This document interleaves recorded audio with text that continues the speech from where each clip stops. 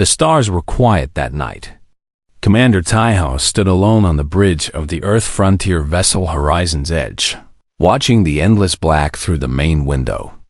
His crew was sleeping. The ship hummed softly around him like a living thing taking slow breaths. Taiho liked these quiet hours. He was a tall man with broad shoulders and tired eyes. He had been in space for 15 years. He had seen beautiful things and terrible things. But tonight, space seemed peaceful. Then the alarm broke the silence. Red lights flashed across the bridge. The computer voice spoke in its calm and motionless tone. Unknown object detected. Small vessel. No power signature. Drifting. Taiho moved to the sensor station and studied the screen. A small escape pod tumbled slowly through the darkness near the outer rings of the planet below. It was damaged. Burn marks covered its surface. One side was torn open like something had bitten through the metal. Life signs? Taiho asked. One life form detected. Vital signs weak but stable. Species unknown. Taiho stood still for a moment. Protocol said he should report this to Earth Command first. Protocol said he should wait for instructions. But the life signs were weak, and space was cold, and waiting meant death. He pressed the ship-wide communication button. All hands wake up. We have a rescue operation. Within minutes, the crew assembled. Yoonji, the medical officer, arrived first. She was a small woman with sharp eyes and gentle hands. She had saved more lives than she could count. Behind her came Dongwoo, the ship's cook and unofficial morale officer. He was round and cheerful, always smiling, always ready with food and kind words. The rest of the crew followed, rubbing sleep from their eyes. What do we have? Yoonji asked. Escape pod. One survivor. Unknown species. Taiho pointed at the screen. We bring them in. The retrieval was quick and careful. The mechanical arms of the Horizon's Edge reached out and pulled the damaged pod into the cargo bay. Taiho and Yoonji went down to meet it while the others watched from the observation deck. The pod was small, barely large enough for one person.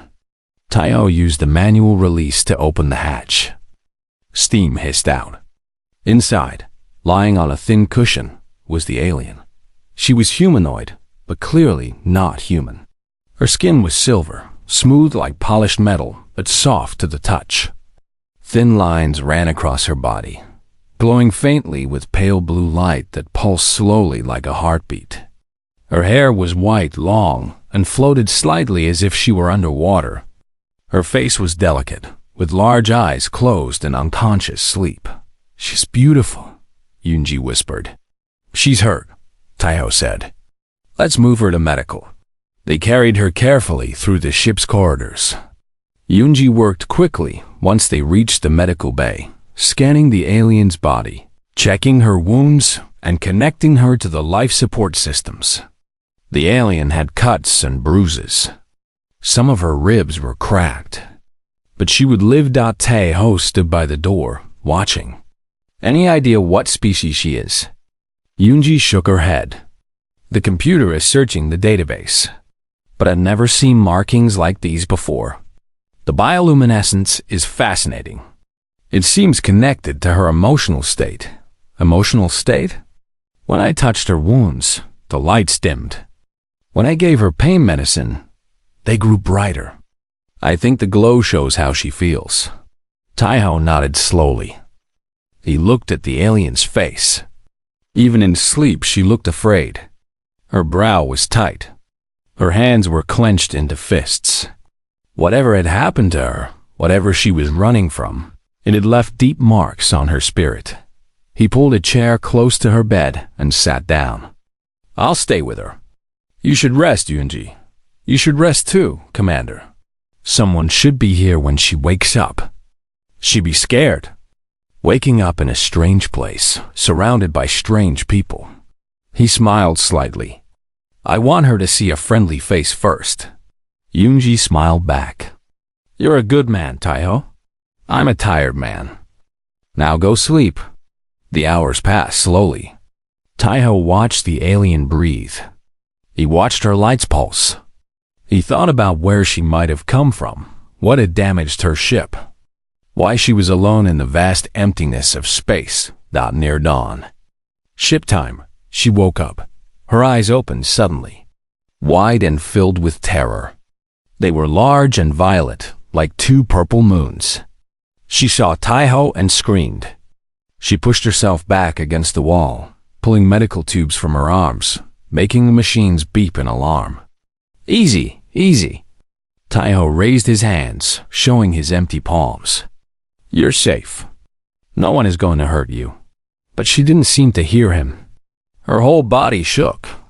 The blue lights on her skin turned dark, almost black.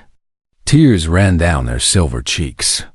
Please, she cried, her voice high and trembling. Please don't devour me, human. I beg you. I don't want to die. Taiho froze. Devour? What was she talking about? He kept his hands raised and stayed very still. He spoke in the softest voice he could manage. I'm not going to devour you. I don't know what you've heard about humans, but we don't eat people. I promise. You're safe here. She stared at him with those huge violet eyes. Her breathing was fast and shallow. You are human? From Earth? Yes, my name is Taiho. I'm the commander of this ship. We found your escape pod drifting in space. You were hurt. We brought you aboard to help you. Help me? She said the words like she didn't understand them. Humans help? Of course we help. That's what good people do. She was quiet for a long moment. Her lights slowly shifted from black to dark blue. Still afraid, but thinking, Taiho lowered his hands slowly. He gave her a small smile, trying to look as harmless as possible. But when she saw his teeth, she gasped and pressed herself harder against the wall. He closed his mouth quickly. Sorry, I forgot. Some species don't like teeth. I wasn't threatening you. Humans smile to show friendship. Friendship? Again, she repeated the word like it was from an alien language, which Taiho realized it probably was. Yes, friendship. We're not going to hurt you. But you're right about one thing. He leaned forward slightly, and she tensed. I am going to take something from you. Her lights went black again. What? What do you want? Taiho's eyes were warm. Your story. I want to know your name. I want to know where you came from. I want to know why you were running. He sat back in his chair. That's all I want to consume. Your story. Will you share it with me? She stared at him for a very long time. The machines beeped softly. The ship hummed around them. Slowly, very slowly, the lights on her skin began to shift from black to blue to a soft, uncertain purple. My name, she whispered, is Lyra. Taiho smiled, keeping his lips closed this time. Hello, Lyra. Welcome aboard the Horizon's Edge. 3 days passed on the Horizon's Edge. 3 days of careful watching, gentle care, and slow trust. Lyra stayed in the medical bay at first. She was too weak to move and too afraid to try. Every time a crew member walked past her door, she would tense and watch them with her large violet eyes. Every time someone spoke too loudly in the corridor, her skin would flash dark with fear. But Yunji was patient. The medical officer visited Lyra every few hours, bringing medicine, changing bandages, checking the healing bonds. She never moved too fast. She never raised her voice. She explained everything she was doing before she did it. I'm going to touch your arm now, Yunji would say. I need to check the cut. Is that okay? And slowly, day by day, Lyra began to relax. Why do you ask permission? Lyra asked on the second day. You could do whatever you want. I am your prisoner. Yunji shook her head with a soft smile. You're not a prisoner, Lyra. You're a patient. And a guest. There's a big difference. I don't understand. A prisoner has no choice. A guest has every choice. You can leave whenever you want. You can say no to any treatment. You can ask questions. You can tell me if something hurts or if you don't like something I'm doing. Yunji finished wrapping a fresh bandage around Lyra's arm. Your body belongs to you. Your choices belong to you. We're just here to help. Lyra was quiet for a long time after that. Her lights shifted through soft colors, purple and blue and something close to pink. Yunji had learned that pink meant confusion mixed with something warm. Something like hope. On the third day, Lyra was strong enough to sit up in bed. Taiho came to visit her, bringing a cup of hot tea that Dongwu had prepared specially. It was sweet and mild, made from earth flowers that had a calming effect on most humanoid species. How are you feeling? Taiho asked, sitting in his usual chair by her bed. Better. Lyra held the cup in both hands, feeling its warmth. Your doctor is very kind. Your cook is also kind. He brought me food this morning. Soft things that were easy to eat. He smiled at me and did not show his teeth. Taiho laughed quietly. Dongwu is the kindest person on this ship. He believes that food can heal anything. He's probably not wrong. Lyra took a small sip of tea. Her eyes widened slightly at the taste. This is pleasant. I'm glad. Taiho watched her for a moment. Lyra, I need to ask you some questions. You don't have to answer if you don't want to. But we found you alone in a damaged escape pod in empty space. Someone or something was chasing you. If there's danger, I need to know about it. For your safety and for the safety of my crew. Lyra's lights dimmed. She looked down at her tea. For a long moment, she said nothing. Then she began to speak. I am Velothi, she said. My people live far from here, in the spiral arm. We are old. We have existed for thousands of years. We value knowledge, records, history. We do not like war. We do not like contact with other species. We prefer to stay alone. Why? Because we are afraid. Lyra looked up at him. The galaxy is full of dangerous things. Full of species that take and destroy and consume. And the most dangerous of all, we were told, are humans. Taiho raised his eyebrows. Humans were dangerous? According to Velothi's stories, yes. You are the great devourers. You spread across the stars like fire. You encounter new species and you consume them. You take their languages, their cultures, their technologies, their foods, their music. Within a generation, they become part of you. They lose themselves inside your civilization. Taiho was quiet, thinking about this. That's actually not completely wrong. Humans do adopt things from other cultures. We always have. We think it's a good thing. We call it sharing, learning, growing together. To my people, it looks like eating. Lyra's voice was soft. So we hid. For 300 years, we avoided all contact with humanity. We told stories about the great devourers to frighten our children. We taught them that humans would consume their minds if they ever met one. And now you're sitting here, drinking tea with one. A tiny smile touched Lyra's lips. It was the first time Taiho had seen her smile. Yes, and you have not eaten my mind yet. The day is young, Taiho joked, and then quickly added, I'm kidding. That was a joke. We make jokes. Lyra's lights flickered pink. I know, I am learning. Taiho leaned forward. So why were you running? What happened? The smile faded from Lyra's face. Her lights went dark blue. The color of sadness and fear mixed together.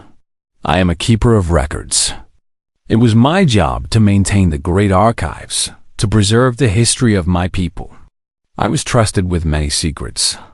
But 1 month ago, I discovered a secret that I was not supposed to find. She took a shaky breath. The Velothi High Council has been negotiating in secret with the Keth Dominion. Do you know the Keth? Taiho's expression hardened. I know them.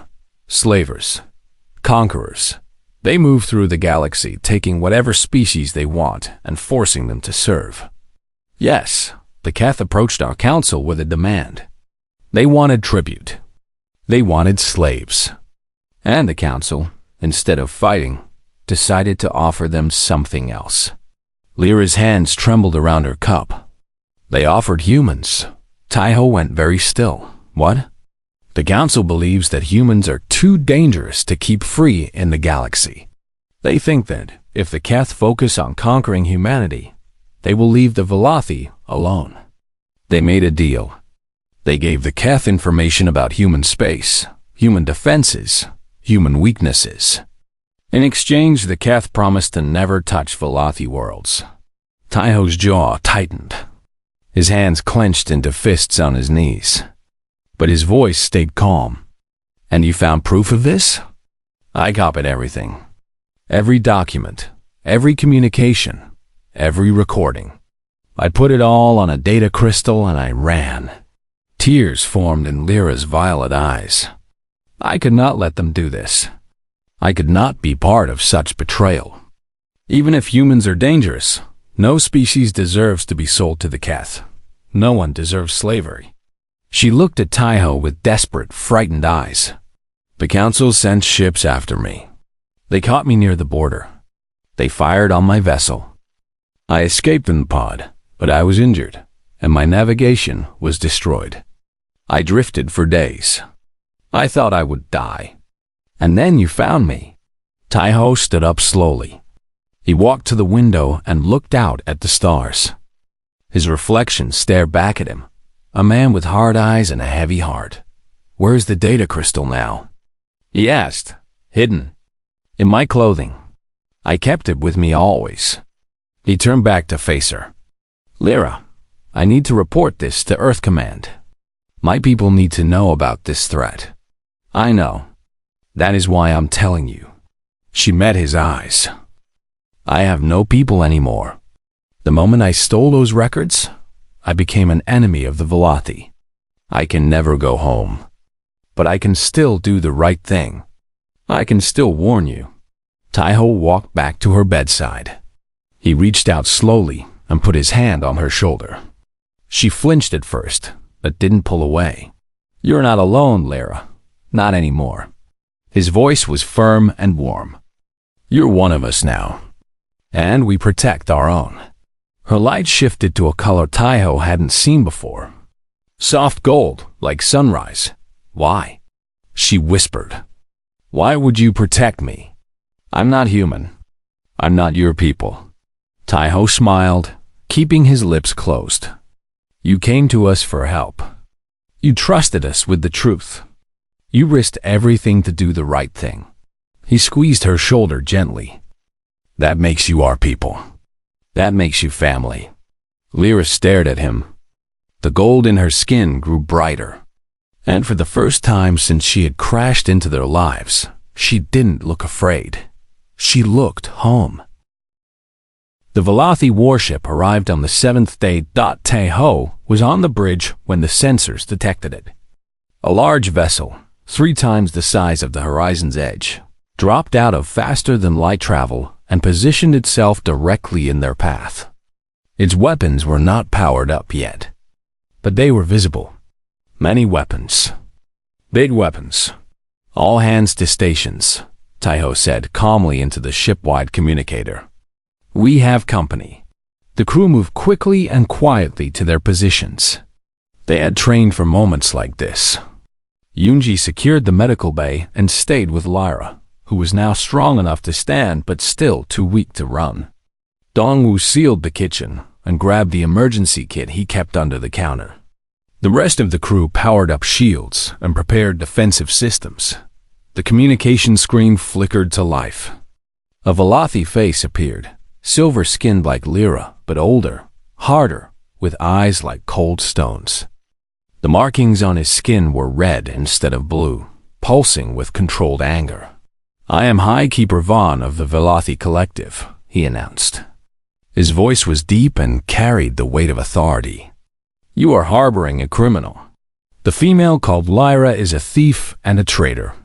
She stole sacred records and fled lawful custody. You will surrender her to us immediately. Tai-Ho sat in his captain's chair, relaxed and calm. He looked at the screen the way a man might look at a slightly annoying insect. High Keeper Vaughn, he said politely. I'm Commander Tai-Ho of the Earth Frontier vessel Horizon's Edge. Thank you for your message. However, I must respectfully decline your request. Vaughn's red markings pulsed brighter. This is not a request, human. This is a demand. Surrender the criminal or face the consequences. Consequences? Tai-Ho tilted his head. What kind of consequences? My ship carries enough firepower to destroy your vessel 10 times over. We will not hesitate to use it. The Velothi Collective does not make empty threats. Tai-Ho nodded slowly, as if considering this carefully. Then he smiled. Not the closed-lip smile he used with Lyra. A full smile, showing all his teeth. High Keeper Vaughn, let me explain something to you. Lyra came to us injured and afraid. She asked for help. We gave her that help. She is now under our protection. She is, for all purposes that matter, one of us. She is Velothi property. She is a person. And persons are not property. Tai-Ho's smile didn't waver, but his eyes grew cold. You want her? Come and take her. The screen went dark. Vaughn had ended the communication. Tai-Ho turned to his crew. Battle stations. Let's see what the Velothi are made of. What followed was not really a battle. It was more like a lesson. The Velothi ship fired first. Bright energy beams shot across space toward the horizon's edge, but the human ship was already moving. Tai-Ho had spent 15 years flying through the most dangerous parts of the galaxy. He knew how to dance with death. The horizon's edge dodged, rolled, and spun through the attack like a fish swimming through water.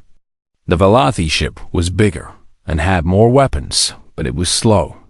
It was designed to intimidate, not to fight enemies who fought back. Tai-Ho's pilot, a young woman named Yuna, guided the ship with expert hands. She had grown up racing small ships through asteroid fields for fun. This was almost too easy. Lock weapons on their engines, Tai-Ho ordered. Don't aim to kill, aim to stop. The horizon's edge fired back. Small, precise shots that hit exactly where they were meant to hit. The Velothi ship's engines flickered and died. Its weapons went offline. In less than 10 minutes, the great warship was drifting helplessly in space. Tai-Ho opened the communication channel again. Vaughn's face appeared on the screen, and this time his red markings were dim with shock. What? What are you? Vaughn whispered. We're human, Tai-Ho said simply. We don't want war, High Keeper. We don't want to kill your crew. But we will protect what's ours. Always. Without exception. Without mercy, if mercy is not deserved. He leaned forward. Go home. Tell your council that Lyra is under Earth's protection now. And tell them that we know about their deal with the Keth. We know everything. The next human ship they see might not be as patient as I am. The screen went dark again. The Velothi ship, powerless and humiliated, drifted in silence. In the medical bay, Lyra had watched everything on a small screen. When the battle ended, she sat down heavily on her bed, her lights cycling through colors too fast to read. Yunji sat beside her. Are you okay? You could have destroyed them, Lyra said. You could have killed every person on that ship. We could have, Yunji agreed. But you didn't. No, we didn't. Lyra turned to look at her with those huge violet eyes. Why? They threatened you. They would have killed you if they could. Why show mercy to your enemies? Yunji thought about this for a moment. Then she smiled softly. Because killing is easy. Anyone can kill. It takes no skill to destroy something. But to defeat an enemy without destroying them, to win without becoming a monster, that takes strength. That takes discipline. That's what makes us human. I don't understand your species, Lyra whispered. Most species don't. That's okay. Later that day, Taiho came to check on Lyra. He found her sitting by the window, staring out at the stars. The disabled Velati ship was visible in the distance, small and dark. You're a strange people, Lyra said without turning around. Taiho stood beside her. So, I've been told. My people believe humans are the greatest predators in the galaxy. After today, I understand why they think that. She finally looked at him. But I also understand why they're wrong. Oh? You are predators. But not the kind we imagined. You don't hunt to destroy. You hunt to protect. She paused, searching for the right words. On Velati, we have animals that live in packs. They are fierce and dangerous, but they never harm members of their own pack. They will fight anything, risk everything, to keep their family safe. Taiho nodded. We have animals like that on Earth too. We call them wolves. You are like wolves. Lyra's light shifted to soft gold again. And you have accepted me into your pack. We have. Even though I'm not human. Even though I'm from a species that fears and hates you. Even though I brought danger to your ship. Because of those things, not despite them. Taiho turned to face her fully. You were alone and afraid and hurt. You had nowhere to go and no one to trust. And instead of giving up, you chose to do the right thing. You chose to warn strangers about a danger they didn't know existed. That took courage. That took heart. That's the kind of person we want in our pack. Lyra was quiet for a long moment. When she spoke again, her voice was small. What happens now? Now we send your evidence to people who can use it. Now we prepare for whatever comes next. The Cath won't be happy when they learn their plans have been exposed. Your council won't be happy either. Taiho put a hand on her shoulder. There's probably a storm coming, Lyra. A big one. Are you afraid? Taiho smiled his closed-lipped smile. A little. Only fools aren't afraid of storms. But I've survived storms before. And now I have a crew that I trust. A ship that I love, and a new pack member who has already proven she's brave enough to stand against the darkness. He squeezed her shoulder gently. We'll face the storm together. That's what pack does. Lyra felt something shift inside her chest. Something heavy and cold that she had carried for so long began to melt. She realized with wonder that she was not afraid anymore. She was home. The storm came. Just as Taiho had predicted. But it was not the storm anyone expected. Lyra's stolen data spread across the galaxy like wildfire. Taiho had transmitted the evidence to Earth Command, who shared it with the Galactic Neutral Council, who broadcast it to every corner of known space. The Velati High Council's betrayal was exposed for all to see. The reaction was immediate and fierce. Within the Velati Collective, there was chaos. Citizens who had trusted their leaders for generations now saw the truth. Their government had tried to sell an innocent species into slavery just to save themselves. Protests erupted on every Velati world. The old High Council tried to maintain control, but their power crumbled like sand in a storm. High Keeper Vaughn, the one who had demanded Lyra's return, was among the first to fall.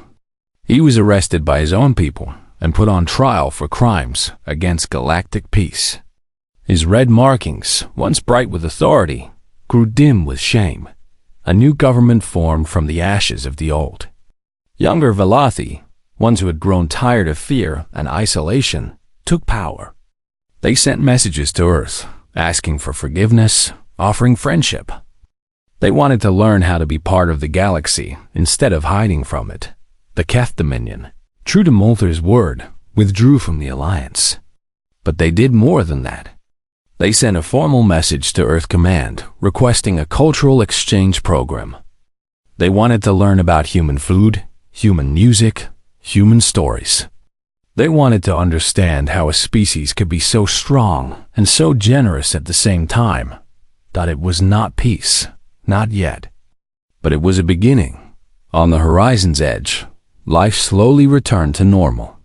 The ship continued its mission of exploration, traveling to distant stars, mapping unknown worlds, making first contact with new species. But things were different now. They had a new crew member.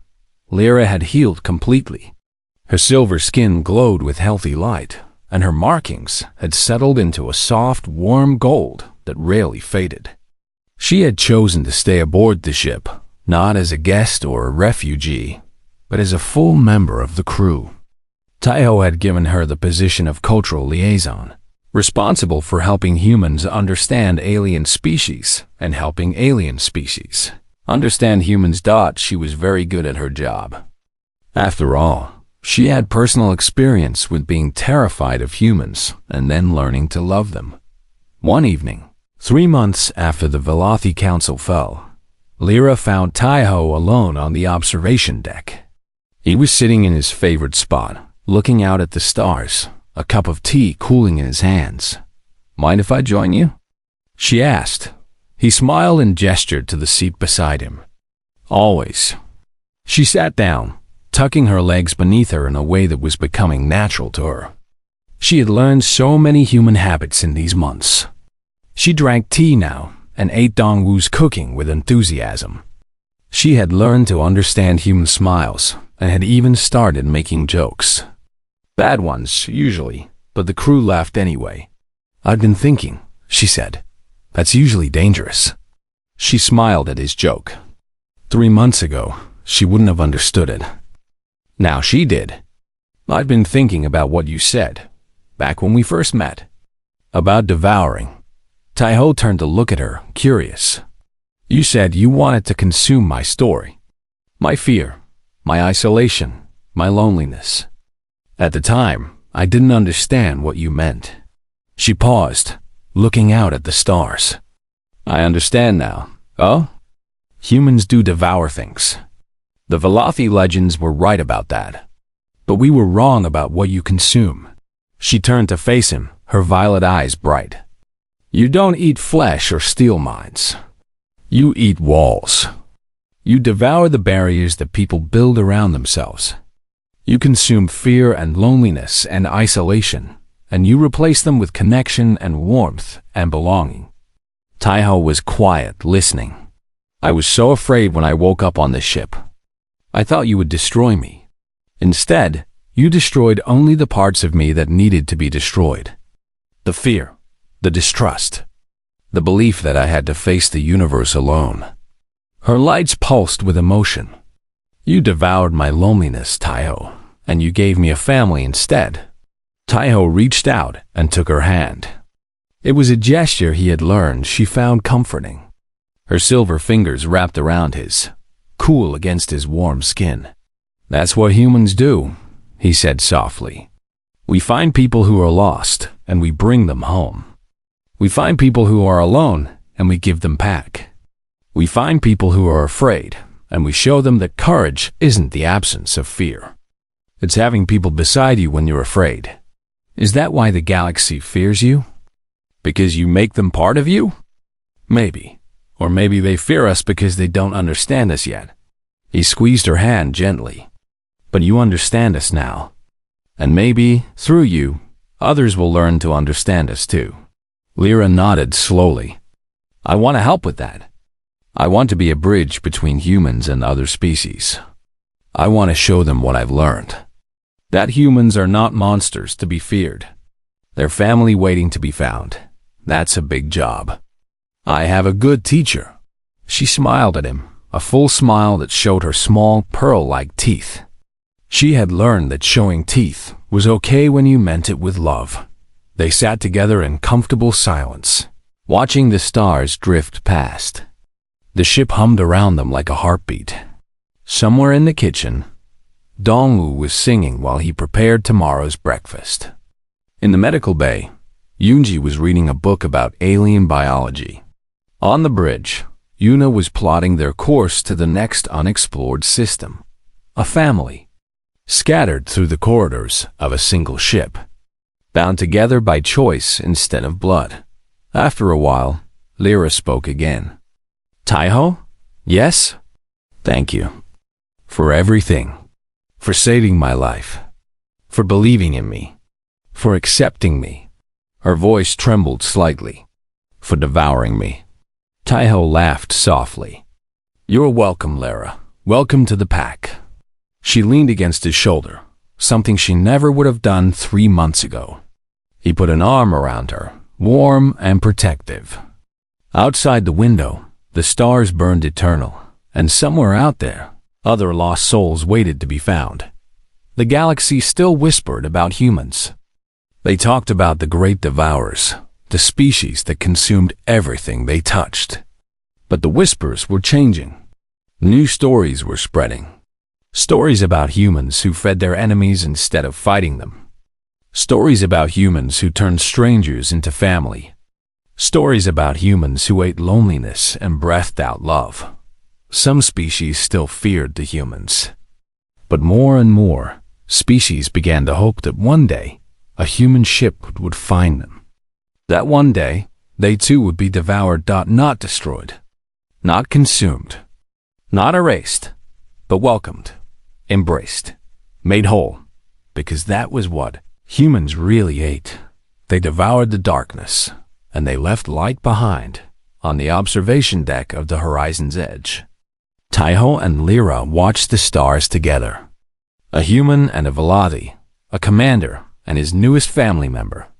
Two souls who had found each other in the vast emptiness of space and had chosen to never be empty. Again, the universe was wide and wild and full of danger, but they faced it together, and that made all the difference. The Keth Dominion did not send a warship. They sent something worse. They sent a diplomat. The vessel that appeared near the horizon's edge 2 weeks later was small and elegant, painted in colors of deep purple and gold. It carried no visible weapons, but everyone on the ship knew that the Keth never needed weapons when words could do their work. Instead, a message came through the communication system. The voice was smooth like oil on water. This is Sovereign Molther of the Keth Dominion. I request permission to board your vessel under a flag of truce. I wish only to speak. Taiho gathered his senior crew in the conference room. Yunji, Dongwu, Yuna, and Lyra all sat around the table, their faces serious. It's a trap, Yuna said immediately. The Keth don't negotiate. They take. Maybe, Taiho agreed. But if we refuse to meet him, we lose our chance to understand what they want. And we look afraid. Are we afraid? Yunji asked quietly. I am, Lyra admitted. Her lights were dark blue with fear. The Keth are monsters. They have conquered dozens of species. They turn entire civilizations into slaves. If this sovereign comes aboard, he might never leave. Or worse, we might never leave. Dongwu, who had been silent until now, spoke up. Commander, may I make a suggestion? Taiho nodded. Let him come. Let him see us. Let him eat with us. Dongwu's round face was calm and certain. I have learned, in my years of cooking, that you can tell everything about a person by how they share a meal. Let me prepare a feast. Let us show this sovereign what humans are really made of. There was silence around the table. Then Taiho slowly smiled. Dongwu, that might be the best idea I've ever heard. The sovereign came aboard 3 hours later. Molther was terrifying to look at. He was tall, nearly 8 feet, with a body covered in dark chitinous plates like armor. His face had too many eyes, all of them cold and calculating.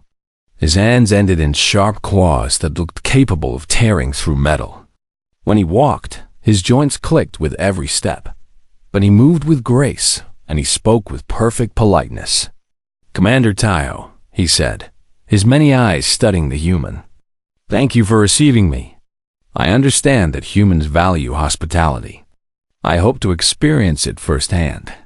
You will, Taiho said. Please follow me. He led Molther not to the bridge or the conference room, but to the mess hall. The large room had been transformed. The tables had been pushed together to form one long dining surface. Candles flickered in the center, and the smell that filled the air was incredible.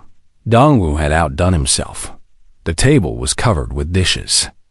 Bulgogi, thin slices of beef cooked in sweet sauce. Kimchi, spicy fermented vegetables that have been a Korean tradition for thousands of years. Japchae, clear noodles mixed with colorful vegetables. Rice, white and perfect, steaming in large bowls. Soup, golden and warm, filled with tofu and green onions. And dozens of small side dishes, each one a different color, a different taste, a different piece of Earth's history. Molther stopped in the doorway. His many eyes moved across the table, taking in everything. For a long moment, he said nothing. What is this? He finally asked. Dinner, Taiho said simply. On Earth, we don't negotiate on empty stomachs. Please, sit, eat, then we'll talk. Molther hesitated. The Keth did not share meals. The Keth did not trust food they had not prepared themselves. But something in the smell, something in the warmth of the room, something in the way the humans looked at him without fear made him curious. He sat. The crew joined him at the table. Taiho sat at one end, Molther at the other. Yoonji, Yuna, and Lyra filled the seats between them. Dongwu did not sit. He moved around the table like a graceful dancer, serving food, explaining dishes, making sure every plate was full. This is bulgogi, Dongwu said, placing meat on Molther's plate. The name means fire meat because it was traditionally cooked over flames. The recipe is very old. Humans have been making this for more than 2,000 years. Molther looked at the food. Then, slowly, he reached out with his clawed hand and picked up a piece. He brought it to his mouth. His eyes widened. This is... He paused, searching for words. This is unlike anything I have ever tasted. Try the kimchi, Dongwu suggested. It's spicy, but I think you might like it. Molther tried the kimchi, then the japchae, then the soup, then the rice. He ate with growing wonder, his claws moving faster, his cold eyes warming with something that looked almost like pleasure. The humans ate too, and they talked. Not about politics or threats or war. They talked about small things. About Earth and its blue oceans. About Yuna's childhood racing ships through asteroids. About Yoonji's medical school years and the first life she saved. About Dongwu's grandmother, who had taught him to cook when he was barely tall enough to reach the stove dot, and slowly, without realizing it, Molther began to talk too. He spoke of the Keth home world, a harsh place of rocks and storms where his people had learned to be hard in order to survive.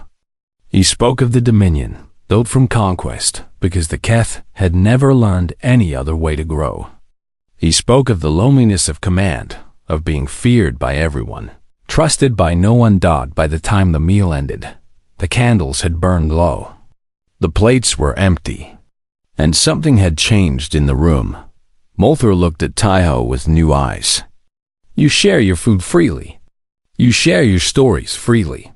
You share your time and warmth with a stranger who came to threaten you. He shook his head slowly. I have conquered many species. I have never encountered anything like this. This is how humans do things, Taiho said. We don't see sharing as weakness. We see it as strength. The more we give, the more we have. The more we connect, the stronger we become. And if I had refused your food? If I had attacked you instead? Taiho's eyes grew hard. Then we would have fought. We would have learned everything about your dominion. Your tactics, your culture, your weaknesses. We would have adapted. We would have become something you couldn't predict, couldn't intimidate, couldn't stop. And we would have won. Molther was silent. But that's not what happened, Taiho continued, his voice softening. You sat down. You ate with us. You shared your story. And now we're not enemies. We're not friends either, not yet. But we're something more than we were before. He pushed a bowl across the table toward Molther. More soup, still warm. The Velothi Council tried to sell us to you. They thought we were dangerous beasts they could throw to the Keth to save themselves. But we're not beasts. We're people. And people deserve better than to be treated like cattle. Molther looked at the soup, then at Taiho, then at Lyra, who had been silent throughout the meal, her light cycling through colors of fear and hope and wonder. The Velothi female, Molther said. She stole records that would have helped the Dominion's expansion. By your customs, she should be my enemy. By our customs, she's a hero, Taiho replied. She risked everything to do the right thing. That makes her family. Family. Molther repeated the word like he was tasting it for the first time. The Keth do not have family. We have ranks. We have commanders and subordinates. We have the strong and the weak. That sounds lonely. Molther was quiet for a long moment. When he spoke again, his voice was different, softer, almost sad. It is. He reached for the soup and drank it slowly. When he set down the empty bowl, he looked at Taiho with something that might have been respect. I came here to demand the Velothi female and her stolen data. I was prepared to threaten, to intimidate, to destroy, if necessary. He stood, his chitinous body unfolding to its full height. Instead, I have eaten the best meal of my life. I have been treated as a guest, not an enemy. I have seen something I did not know existed. He turned toward the door, then paused. I will report to the Dominion that humans are not what we expected. I will recommend that the alliance with the Velothi Council be reconsidered.